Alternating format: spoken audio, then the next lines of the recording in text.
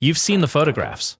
A cargo ship somewhere in the middle of the Pacific. Nothing around it but water in every direction. No port on the horizon. No coastline. Just open ocean running flat and gray to the edge of the world. Somewhere inside that vessel, 20 people are eating dinner. Hot food on real plates. Coffee going cold on the mess table. A cook somewhere below deck moving between the stove and the counter like it's any ordinary kitchen.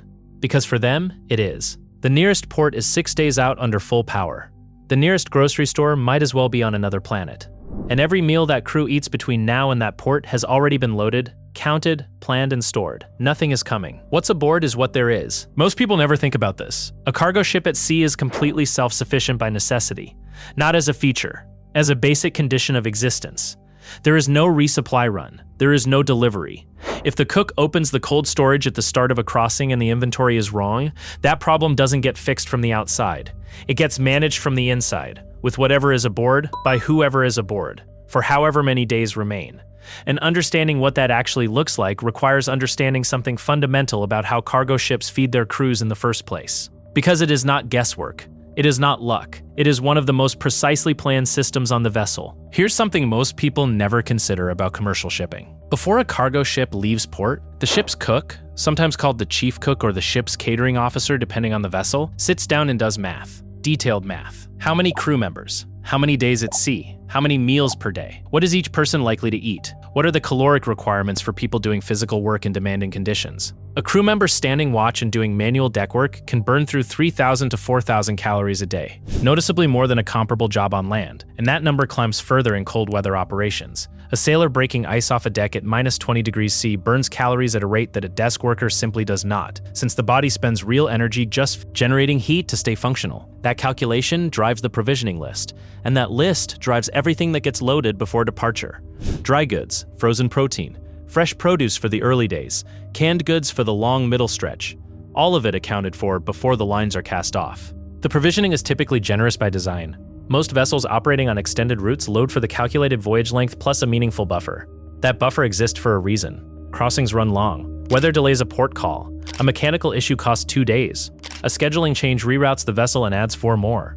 The buffer is not a luxury. It is a built-in margin of safety, and experienced ship operators treat it as seriously as any other emergency reserve aboard. Running a vessel into a situation where food becomes genuinely scarce isn't a dramatic emergency scenario. It's a planning failure. And on a well-run ship, planning failures of that magnitude almost never happen. Almost. Yet this is where that logic encounters its exception. Almost is not never. Voyages extend beyond any reasonable projection. Ports close unexpectedly. Political situations strand vessels at anchor for weeks beyond their intended schedule. Mechanical failures knock a ship's speed down to a fraction of its normal transit rate, and stretch a 6-day crossing into 2 weeks or more. These aren't hypothetical scenarios. They have happened. They happen now. And when the math starts going wrong, when the buffer starts shrinking faster than the destination approaches, the person who feels it first is the cook. 3 meals a day, same number of people, fewer supplies. Every day forward is a day with less room to work. What actually happens in that situation depends almost entirely on how early it's caught and how well the crew responds to it.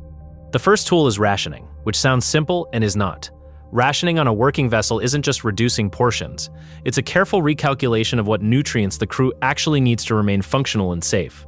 A sailor standing bridge watch for 4 hours in rough weather, then going below to help manage cargo, then coming back up for another watch, needs calories, needs protein, needs enough fuel to stay alert and capable. Cut too aggressively, and you don't just have hungry crew members, you have fatigued ones.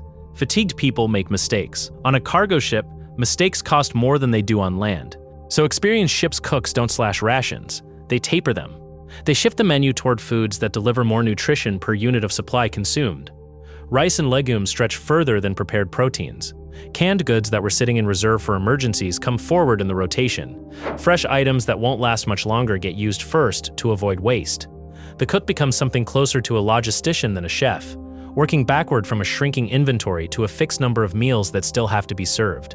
It is unglamorous, detailed, mentally demanding work, and it is entirely invisible to the people eating those meals, unless they're paying close attention. Here's the thing that most people who've never sailed commercially never fully grasp. The galley is not just a convenience on a cargo ship. It is a morale system, a crew operating in isolated conditions, weeks from land, in weather that can be brutal and monotonous and psychologically grinding, depends on regular hot meals in a way that is difficult to overstate. Sailors talk about this, not as a soft consideration, as a hard operational reality.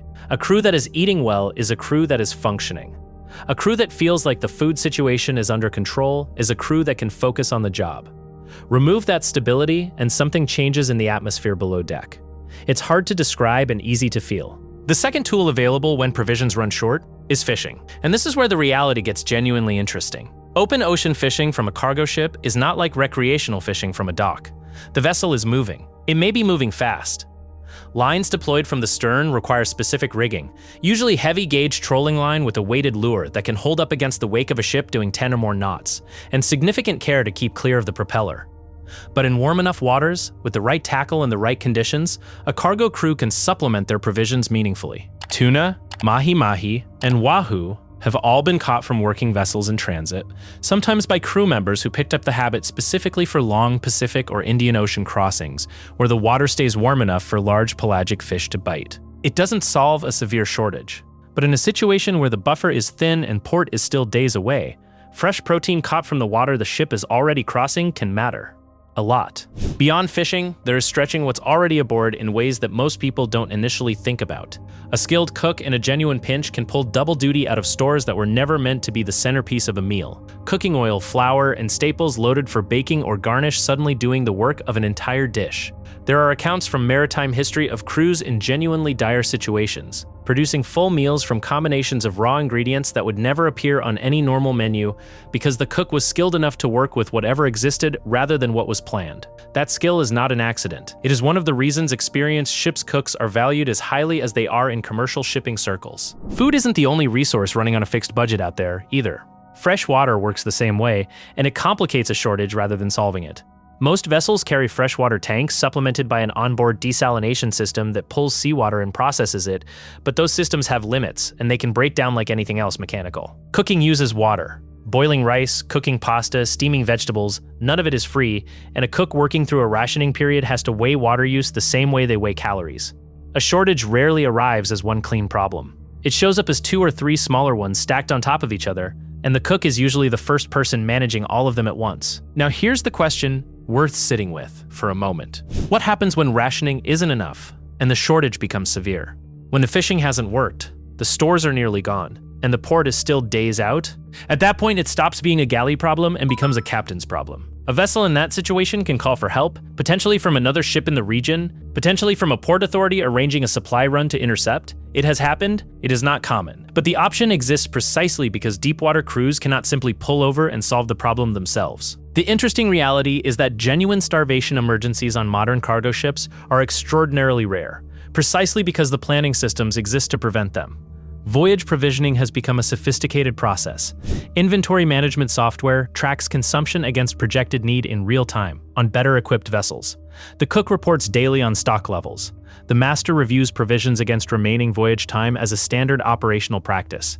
The buffer built into every loading calculation is there so that even a significant extension of the voyage, an unexpected delay, a port closure, still leaves the crew in a manageable position rather than a dangerous one. The system is designed around the assumption that things will go wrong. Because things go wrong, and yet the human element never fully disappears from this equation. Provisioning errors happen. A supplier delivers short without the discrepancy being caught before departure. Spoilage in cold storage takes out protein that was counted in the inventory but can't be served. A longer than expected period of rough weather keeps crew below deck and drives higher consumption than projected. Each individual factor is small. Combined across a long crossing, they add up. This is why the cook's daily inventory check, which sounds like the least dramatic job on the vessel, is one of the most important ones. Catching a shortfall on day 3 means manageable adjustments.